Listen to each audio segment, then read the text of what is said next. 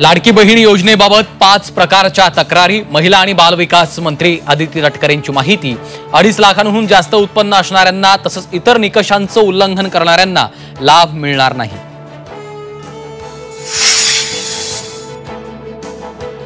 चार 4,849 एकर जमीन राज्य सरकार शेतकऱ्यांना परत करणार। राज्य मंत्रिमंडळाच्या बैठकीत निर्णय। 963 शेतकऱ्यांना होणार फायदा। संतोष देशमुख हत्या प्रकरणातील 3 आरोपी फरार घोषित। स्थानिक गुन्हे शाखेकडून प्रसिद्धी पत्रक जारी। आपण राजीनामा का द्यावा, धनंजय मुंडेंचा विरोधकांना सवाल। संतोष देशमुख हत्या प्रकरणी राजकारण सुरू असल्याचाही आरोप।